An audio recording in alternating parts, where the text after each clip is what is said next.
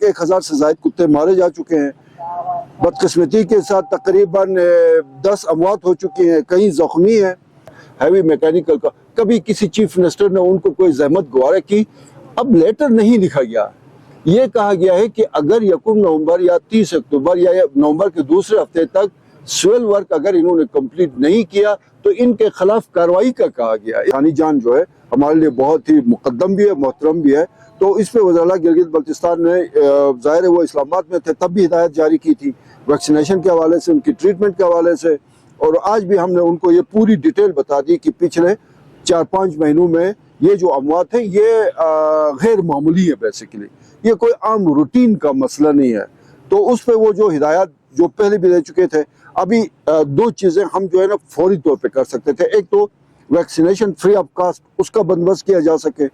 دوسرا جو ہے وہ شوٹرز کے ذریعے ایک جو پینک پھیل گیا تھا اس کو کم سے کم کیا جا سکے تاکہ لوگوں کو اعتماد ہو کہ, اور واقعی میں یہ ہوا کہ ایک ہفتے میں تقریباً 1000 کتوں کو مارنا یہ کوئی آسان کام نہیں ہے. شوٹرز کے لیے بھی آسان کام نہیں ہے. وہ ان کے سامنے جو تڑپ کے مر جاتے ہیں, لیکن ظاہر ہے وہ ایک المیہ ہے, ایک مسئلہ ہے, اس کو کیا گیا ہے. تو اس پہ ایک اور چیز وہ میرے خیال میں ہم اس پہ ڈیٹیل پریس کانفرنس کریں گے. بجلی کا جو کرائسس ہے جی بی کے اندر, اس پہ بھی وزیر اعلیٰ گلگت بلتستان نے 2 روز قبل ایک اعلیٰ سطحی ایک اجلاس بلایا تھا. اس میں 2 پروجیکٹس ہمارے چل رہے ہیں, بڑے پروجیکٹس ہیں گلگت کے. ایک پی ایس ڈی پی کا پروجیکٹ ہے, ہینزل پاور پروجیکٹ ہے. ایک نلتر 16 میگا واٹ ہے.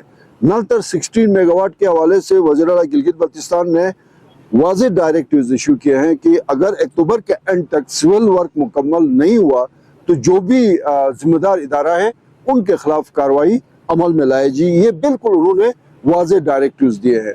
ہینزل 20 میگا واٹ ہے, اس کو کنفیوز کیا گیا ہے 40 میگا واٹ پہ کرنے کے لیے. نہ اب 20 میگا واٹ پہ کام ہو رہا ہے نہ 40 میگا واٹ کی فورم سے. ظاہر ہے کوئی 10-11 ارب روپے اس میں انوالو ہیں, وہاں سے منظوری ہے.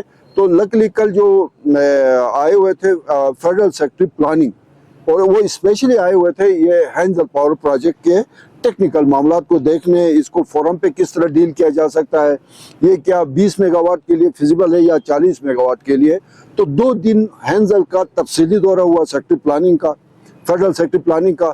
وہ جا کے اسلام آباد میں اگر آئیڈیلی تو یہ ہوگا کہ چلے تھوڑا سا ٹائم لگے گا, بٹ یہ 20 سے 40 میگا واٹ ہو جاتا ہے تو یہ بہت بڑی ایک ڈیولپمنٹ ہو جاتی ہے. لیکن اس میں یہ بھی چانسز ہیں کہ اس کو پرانے PC1 کے تحت 20 میگا واٹ پہ ہی کمپلیٹ کیا جائے. میونسپل ایریا میں 15,000 کے قریب کتے موجود ہیں, جن میں سے 1000 کتے مارے جا چکے ہیں. ایک تک جو کیسز رپورٹ ہوئے ہیں اس میں ابھی تک کہیں پہ بھی چیر پھاڑ کے ذریعے کسی کو زخمی نہیں کیا گیا ہے. ڈائریکٹ جو ہے نا وہ بائٹ کرتا ہے, کتا کاٹتا ہے اور اس کے بعد انسان میں اس کے اثرات شروع ہو جاتے ہیں.